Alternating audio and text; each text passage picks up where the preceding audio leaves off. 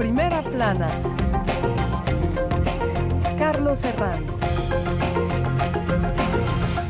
Bienvenidos en Primera Plana, un programa de Radio France Internacional y de France 24. Esta semana ponemos el foco en las últimas quiebras bancarias que han puesto el jaque a la estabilidad del sistema financiero. Para ello nos acompañan en este estudio Jesús Castillo, economista e investigador del Grupo Natixis. Bienvenido. Hola. Elisabeth Gresio es docente especializada en ética de los negocios. Bienvenida, Elisabeth. Muchas gracias, mucho gusto. Y en duples nos acompaña Daniela Ordóñez, es economista jefe en Francia de la Oxford Economics. Bienvenida, Daniela. Buenos días, gracias por la invitación. La nueva crisis bancaria, hoy nuestro asunto, en Primera Plana. El inicio fue la quiebra del Silicon Valley Bank en Estados Unidos, le siguió el colapso de otros como Signature Bank y las necesidades de liquidez de First Republic. Y luego continuó con el derrumbe de Credit Suisse, que ha acabado con su venta a UBS. Son ya 2 semanas de sobresaltos en el sector bancario y con miedo a un efecto contagio que pueda dar lugar, en el peor de los casos, a otra crisis financiera. El mensaje más repetido en estos momentos es el de la llamada a la calma de las propias entidades y también de los bancos centrales. El dinero es miedoso y el sistema está interconectado. Eso ya lo sabíamos, como también conocemos esa injusta realidad de socializar pérdidas porque hay riesgo endémico cuando siempre se privatizan los beneficios. Biden ya avisó que esto no iba a pasar esta vez. ¿Pero qué riesgos reales tiene este nuevo terremoto bancario? Veamos algunas portadas que nos deja la prensa. Diario Les Echos, aquí en Francia. Suiza sumerge a Europa en una tempestad financiera. El Financial Times califica de matrimonio a la fuerza la compra de Credit Suisse por parte del UBS, provocando el miedo en los tenedores de bonos. De forma más genérica, The Economist se pregunta en su portada ¿qué está ocurriendo con los bancos? Le traslado la pregunta, señor Castillo. ¿Qué está ocurriendo con los bancos? No sé si podríamos responder de forma sencilla a la pregunta de si estamos realmente ante una gran crisis bancaria. A este punto de la crisis voy a decir que no. Y como están diciendo todos los reguladores, los bancos centrales, no hace falta que crear un pánico porque el problema está ubicado en unos bancos regionales americanos y luego en otro problema que es bastante diferente en el Credit Suisse en Suiza. Y entonces las causas de estos dos problemas bancarios son diferentes, por un lado Suiza, por el otro los bancos americanos. Pero no, a mí me parece que de momento no estamos ante una crisis financiera mayor. Claro, el origen de este terremoto bancario, el primer caso fue el del Silicon Valley Bank, pero se nos dijo que era un caso especial por su tamaño pequeño y debido a una mala gestión. Vamos a explicar este caso en origen. ¿Por qué un caso que parecía tan delimitado, Elisabeth, de una mala gestión, al final nos ha puesto en temor a todo el sistema? Es que yo creo que la palabra clave es la confianza. Es que de empezar con un banco regional que quiebra, pues ha creado desconfianza en el sistema. Y para la gente que no conoce bien las finanzas, para el Kidam, la persona lambda, pues no entiende las relaciones en el sistema bancario porque es muy complejo. Y esta complejidad pues crea incertidumbre, crea preguntas y la gente no sabe cómo explicar. Entonces, más allá de los inversores que conocen bien el sistema, inversores institucionales, las personas, los inversores como tú y yo, pues hay gente que no sabe. Y entonces, enfrentando este miedo de no poder sacar el dinero, pues se crea este pánico. La gente se va al banco, es lo que llamamos efecto de run. Pues la gente se va y reclama el depósito. Ahora bien, yo comparto la opinión de mi colega, que no es un terremoto. Son 2 asuntos que para mí son independientes uno del otro en la medida en que, pues, al inicio hay un problema de gestión, hay un problema de comportamiento individual y de decisión individual de los altos ejecutivos de los bancos, bien sea el Banco Regional en California como el Credit Suisse. Y entonces, pues, se hizo un amálgamo entre los dos. No quiere decir por nada que el sistema está quebrando. Al revés, lo que hemos visto desde el 2008, la última crisis, es que la reglamentación, la regulación, pues, se incrementó. Con mucha inteligencia se decidió por ratios de incrementar la resistencia a la insolvencia de los bancos, con más capitales, con más fondos propios de los bancos, se incrementó hasta el 8% de los activos ponderados de riesgo, así que eso parece mucho mejor. Se trató también de aumentar la solvencia, entonces, de los bancos, la liquidez, y también hubo otras herramientas como reducir o limitar el apalancamiento o la deuda que pueden tomar los bancos, entonces relación en capital propio, fondos propios y deuda. Y también se implementó un sistema que permite gestionar la crisis de manera ordenada. Así que todas estas herramientas y decisiones, nuevas reglas, permiten de tener más estabilidad financiera. Sí, pero vemos que las palabras contagio, pánico, confianza, sobre todo confianza, es la amalgama, ese pegamento que hace que funcione el sistema, y que el tópico de que el dinero es miedoso no es tan tópico. Jesús. No, pero lo que dice Elizabeth es hay la percepción que tiene el inversor y luego la realidad.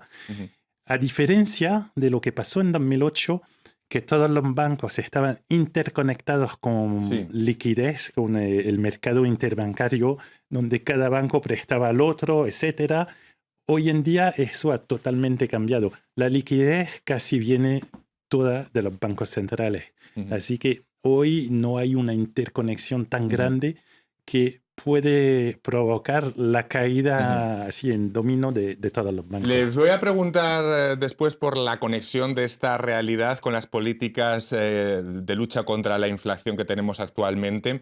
Tenemos a distancia a Daniela Ordóñez, que es economista jefa de Francia en la Oxford Economics París. Y a partir del caso de Credit Suisse también le quiero preguntar, Daniela, ¿ha habido contagio de los casos de Estados Unidos a Europa?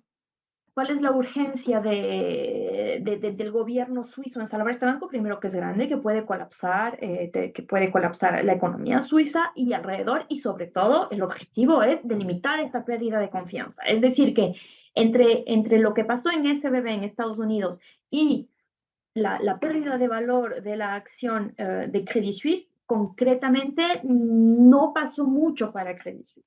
Hubieron ciertos eventos, como uno de los mayores inversores que dijo que no iba a dar más capital al banco, pero en sí no hubieron más escándalos o más problemas que justifiquen esta caída. Realmente solamente una caída de confianza, una pérdida de confianza masiva de la parte de los inversores del mercado financiero hacia ese valor. Es decir, que es un contagio, ¿no? Un contagio de una situación muy mala en un banco específico regional americano que, por fragilidades del otro banco, se contagia y se amplifica en este banco. Entonces, el objetivo del Banco Suizo y del Banco Central Europeo es de mantener o de contener este contagio. Es decir, está bien, estamos perdiendo confianza por el momento en entidades bancarias que de todos modos estaban un poco frágiles, entonces pueden ser, de cierta manera, ser justificado, pero lo más importante es que este pánico no se vaya, no se contagie al resto del sistema bancario.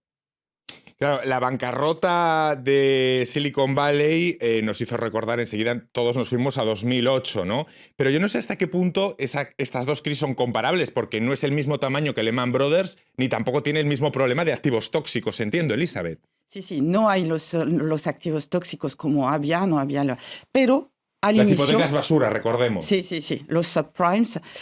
Pero, por otra parte, hubo problemas de ética en el 2008, que vemos aquí al nivel de los altos ejecutivos, como decía antes, de nuevo en la Silicon Bank, y en el Credit Suisse hubo un problema enorme de gobernanza.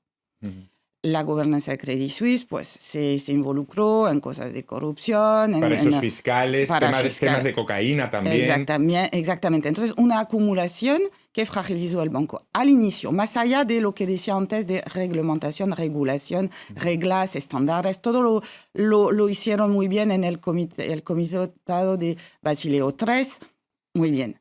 Pero más allá de esta reglamentación, hay un problema de ética individual y de decisión individuales. ¿Cómo se regula este riesgo moral, yo diría, de los altos ejecutivos que deciden como lo hemos visto en el Silicon Valley, por un desequilibrio que las decisiones crearon un desequilibrio del balance entre activos y pasivos con este banco. ¿Cómo se regula estas decisiones mejor y cómo se puede responsabilizar los ejecutivos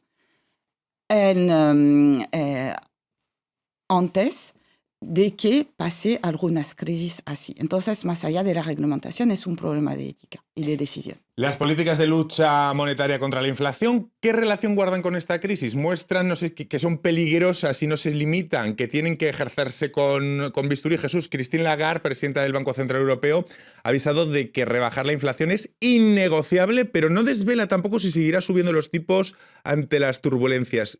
¿Cómo hay que encajar este tipo de mensajes? Bueno, lo que dice Christine Lagarde es que sí, la lucha contra la inflación es la prioridad del Banco Central Europeo, pero como muchos bancos centrales tiene dos prioridades, dos objetivos. La estabilidad financiera también, que tampoco es innegociable. Dice, no vamos a arbitrar entre inflación y estabilidad financiera. Los tipos de intereses sirven para controlar la inflación y entonces nosotros, por lo menos en Natixis, pensamos que van a seguir subiendo tipos. Es una herramienta útil, pero hay que utilizarla con cuidado, entiendo. Hay que utilizarla para lo que sirve. Sí. Y luego está la cuestión de la estabilidad financiera. Y entonces ahí hay otras herramientas que puede movilizar un banco central aportando liquidez, etc. Y entonces ahí está el dilema. Lo que pasa es que cuando un banco central sube los tipos de intereses, pues tiende a devaluar el valor de los activos de los bancos, de los bonos de Estado. Y ahí está el problema. Es que a corto plazo... Si quieres más liquidez, pérdidas. Pérdidas. Pero todo es una cuestión de temporalidad. A largo plazo, la subida de los tipos de intereses es bueno para los bancos, ganan más dinero. Pero está el periodo de transición donde ahí sí pueden aparecer riesgos, que es lo que le ha pasado al Silicon Valley Bank. Ya ven que estamos consiguiendo muchísimas pistas para entender la crisis bancaria actual. Vamos a continuar con ello a vuelta de pausa aquí en Primera Plana. Hasta ahora, gracias.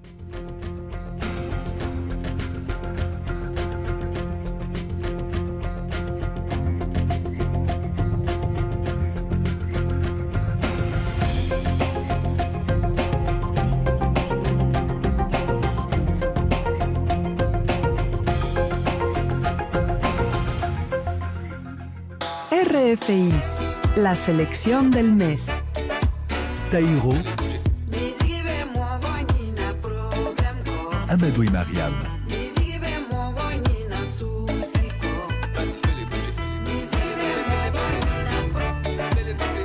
Jaoui.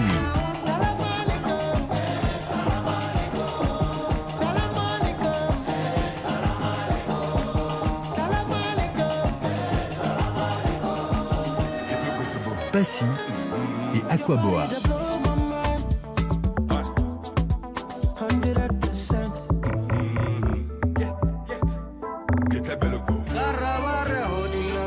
Clément Janinet et Adama Sidibé.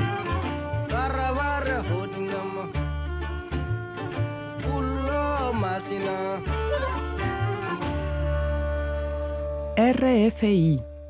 Seguimos en Primera Plana esta semana hablando de la crisis bancaria que estamos viviendo con varias quiebras financieras. Estamos con Jesús Castillo, economista investigador del Grupo Natixis, Elisabeth Guiresio, docente especializada en ética de los negocios, y a distancia nos acompaña Daniel Ordóñez, economista jefe de Francia de la Oxford Economics. Hablando de la relación de las políticas antiinflación, nos habíamos quedado antes de la pausa con la actual crisis bancaria. Elisabeth, ¿qué papel han tenido las tasas de interés elevadas? Pues cuando una tasa está elevada, pues el precio de los bonos es matemático, pues baja. El problema es que la Silicon Bank tenía muchos bonos en sus activos, más del 50%, cuando normalmente un banco tiene no más de 25%. Hay una mala estrategia. Una mala estrategia, una decisión errónea y pues una falta de diversificación, se podría decir, en el activo del banco. Así que hubo directamente un impacto en la liquidez a disposición, porque cuando el banco quiso vender sus bonos pues se despreciaron, perdieron valor y entonces faltaba la liquidez para poder hacer frente a las reclamaciones de depósitos de parte de las empresas, de los clientes, que eran empresas de la tech, del sector tecnológico. Y entonces pues hubo una relación directa en el caso de la Silicon Bank. En el Credit Suisse es un poco diferente porque es más una fragilidad sistémica al nivel del banco desde muchos años, pues, como hemos dicho antes, participó en varias fraudes o errores de gestión que ahora está pagando. Tenemos en duples a Daniela Ordóñez, economista jefe de la Oxford Economics. Le pregunto, con el aval del gobierno suizo, UBS absorbió a Credit Suisse. Estamos hablando, bueno, pues de palabras mayores, y ante los temores de un efecto dominó, Christine Lagarde dice estar dispuesta a sacar la artillería pesada. Este tipo de escenario pone nervioso al usuario de a pie. ¿Qué es lo peor que puede hacer? ¿Sacar su dinero? Una persona que tiene sus depósitos en un banco europeo, por el momento, si el banco está bien manejado y tiene una buena capitalización, lo que en general está garantizado por la supervisión del Banco Central Europeo, del BCE, no tiene mayor necesidad o mayor razón de entrar en pánico y retirar sus depósitos. En el caso de que su banco tenga problemas de liquidez, el Banco Central está dispuesto a intervenir para asegurar que los depósitos se puedan pagar de manera normal. Y en caso de que realmente una institución financiera esté en una situación crítica y que no tenga suficiente dinero para pagar los depósitos, la garantía de depósitos de la Unión Europea, que garantiza hasta 100.000 euros de depósitos a cada cuenta, en cada banco, pues ya garantiza una buena parte. Es importante decir que muchas herramientas se han construido desde la crisis financiera y desde la crisis de deuda soberana europea, y que no estamos en la misma situación de vulnerabilidad. Sí, claro, mucha gente se pregunta, Jesús, si están seguros sus ahorros. En el caso de Estados Unidos, creo que la garantía de depósito es mayor que en Europa. En España es de 100.000 euros, por ejemplo. Entonces, siempre se aconseja, digamos, que a partir de esa cantidad se diversifique, ¿no? Se pongan, digamos, los huevos en distintas cestas, ¿no? Para salvaguardar esos depósitos, ¿no? Bueno, sí, 100.000 euros ya es muchísimo dinero para tenerlo en una cuenta. Y estamos hablando de cuenta corriente. Cuenta corriente. Cuenta corriente, que es muy importante porque otros tipos de depósitos no van a beneficiar de la misma garantía. Luego, la comparación con Estados Unidos... Pero son $250.000, creo, en Estados Unidos. Creo que el monto es más elevado, ¿no? Sí. Y luego, en Estados Unidos, en el caso de la Silicon Valley Bank, los depositarios eran principalmente empresas, que entonces no benefician de las mismas garantías que el ciudadano a pie de calle. O sea que, como ha dicho Daniela, si hoy cualquier europeo de la clase media, digamos, no tiene por qué tener miedo de mantener sus depósitos en los principales bancos europeos, que todos están muy bien capitalizados. E incluso si cogemos el caso de Credit Suisse, que no hace parte de la Unión Europea, pero ningún depositante ha perdido dinero en la fusión que están haciendo hoy con UBS.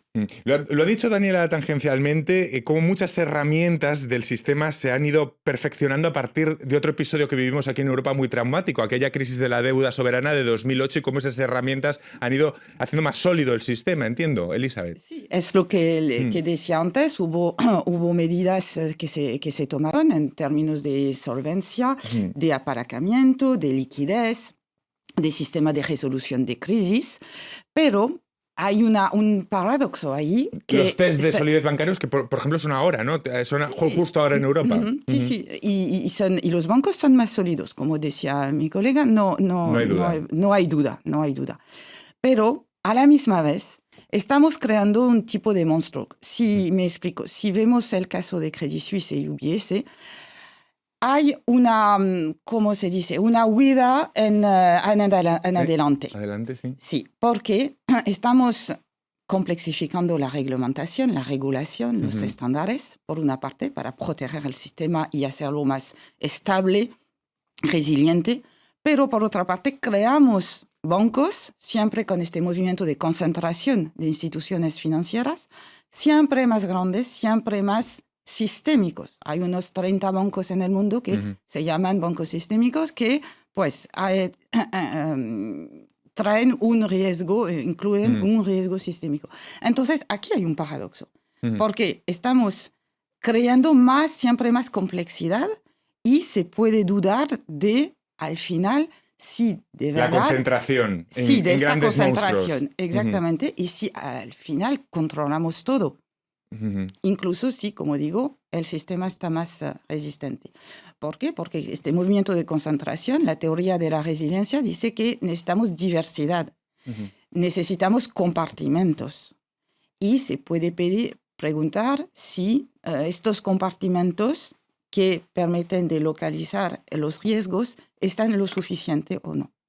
No sé si Jesús comparte esta visión. Por un lado, más tranquilidad respecto a esas herramientas creadas a partir de la deuda de 2008, pero a partir de ahí, las incertidumbres que nos estaba contando Elisabeth de esa concentración bancaria. Pues sí, porque cuanto más concentración, más dificultades luego de venir a ayudar a un banco. Lo que me parece importante también es decir que en el caso de los bancos americanos había una concentración en el lado del activo, con muchos bonos del Tesoro Público, pero también concentración, falta de diversificación del lado de los pasivos. Los depositantes del Silicon Valley Bank, por ejemplo, eran principalmente empresas de la tech. Y entonces cuando ese sector decide retirar sus depósitos, pues lo hace masivamente. Claro. Ha sido el bank run el más rápido de la historia que conocemos, porque las nuevas tecnologías, las redes sociales, etcétera, han funcionado a lleno, y entonces estamos en un mundo que ha evolucionado desde 2008 con nuevos riesgos, con nuevos comportamientos, y entonces la reglamentación tiene que adaptarse a todo eso para poder manejar mejor los riesgos. Los bancos también tienen que evolucionar frente a las decisiones de sus clientes. Volvemos en este punto con Daniela Ordóñez, está en Duplex, la economista jefe en Francia de la Oxford Economics. Le pregunto, ¿qué tan sólido es el sistema bancario en su opinión? Se puede decir que es un sistema sólido y en todo caso mucho más sólido que lo que era en el 2008 luego de la crisis financiera global. Efectivamente, ahora hay una regulación, ¿cómo se dice? Una regulación bancaria mucho más fuerte y una supervisión hecha también por el Banco Central Europeo y por los bancos centrales nacionales hacia las instituciones financieras que garantizan una buena capitalización, un relativo buen manejo de las inversiones, de tener un equilibrio financiero que sea sostenible en todo caso a largo plazo.